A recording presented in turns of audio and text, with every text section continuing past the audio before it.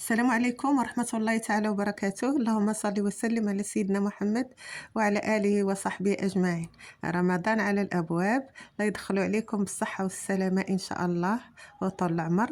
وبما أن رمضان تخصنا ضروري نشربوا العصير لأنه مفيد جدا للصحة ديالنا والأجسام ديالنا، ضروري ما نشربوا يوميا.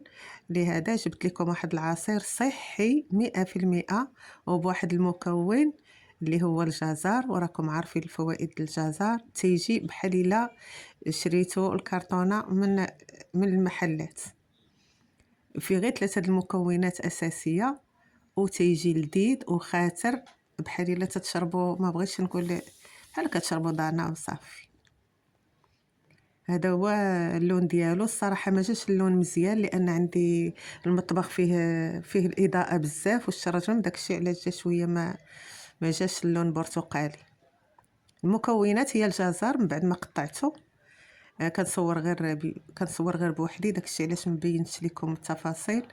من بعد ما قطعنا واحد 3 الجزرات ولا 4 ولا على حسب افراد الاسره، غادي نديروه يتسلق كما العاده، نديرو معاه الماء. وكنصحكم ما تخليوش يطيب بزاف باش ما تجيش فيه المذاق ديال الجزر، خليوه ناقص طياب وتيجي فيه المذاق رائع وزوين ديال العصير. من بعد ما درناه غادي نشعلوا عليه البوطه ويتسلق وننتقلوا لمرحله اخرى. هاد العصير ما بغيتو ديروا فيه السكر ديروا، ما بغيتوش تكتفيو بالحلاوه ديال الجزر. عندنا هنا واحد 2 ديال لي فلون ديال البنان، وعندنا السكر. غادي ناخذ نصف لتر ديال الماء، بحال الا غنصاوبوا الفلون مع الحليب، ونديروا دوك 2 ساشيات ديال الفلون، دوك رخاص. الا كانت وحده كبيره فيها السكر بلا ما تزيدوا السكر، والا كانوا ما فيهمش السكر ديروا واحد 3 المعالق ولا على حسب الذوق.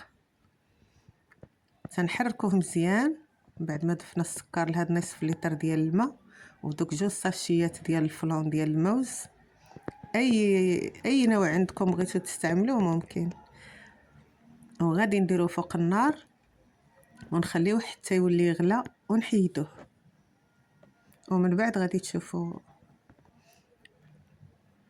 منين يغلى لنا هاد الفلون، غادي نحيدوه فوق البوطه غادي يجمد، غادي يختار بحال الفلون ديال الحليب. صراحه شحال هادي وانا مخليه هاد العصير وجربته عجبني وقلت نقتسمه معاكم. منين تيبدا يغلى صافي تحيدوه وتخليوه يبرد شويه ومن بعد ديروه في الثلاجه. الجزر ديالنا هو تسلق وما تسلقوش بزاف كيف قلت لكم، غير شويه باش تيجي فيه المذاق زوين. وهذا هو الفلون ديالنا بالماء، شوفوا كيفاش ولا.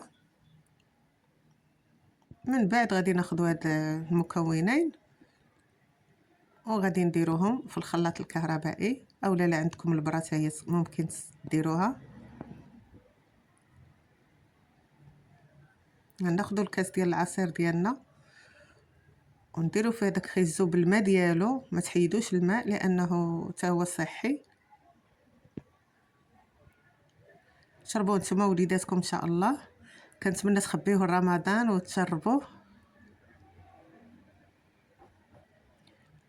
غادي نديرو هاد الجزر كي قلت لكم في الخلاط، ونزيدو عليه هذاك الفلون اللي درنا ديال الماء. الا بغيتو ديروا السكر ديروا، ما بغيتوش تكتفيو غير بالحلاوه الطبيعيه من الاحسن.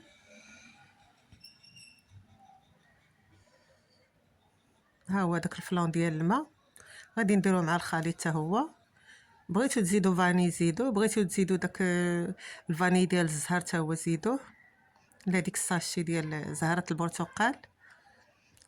نعملوا الخليط كله هنا.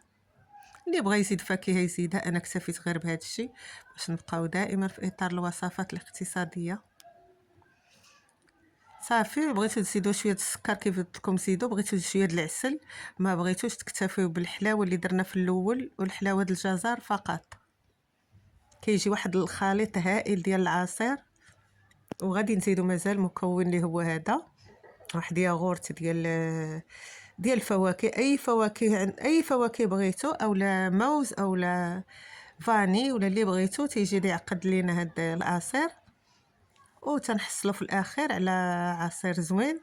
ممكن تاخدوه في رمضان نتوما ووليداتكم، تيجي لذيذ كيف قلت لكم. لا بغيتو اللي بغيتو تزيدو زيدوه، وغادي تشوفوا في الاخير. واخا كيف قلت لكم ما جاش اللون هو هذاك، ولكن الاهم انه لذيذ وصحي. وصافي ما بقى ما نزيد، راه غير بغيت نطول شويه. صافي هادشي اللي كاين. انا غادي نكبو دابا في الكؤوس، وغادي تشوفوا الخصوريه ديالو واللون ديالو حتى هو جا ما بيش، مع الضو جا ناقص لون. ايوا صافي هادشي اللي كاين. خليتكم على خير. عواش مبروكه مره اخرى. ما تنساونيش من لي لايك والتعاليق ديالكم كيف كنتعامل معكم انا. خليتكم على خير. السلام عليكم.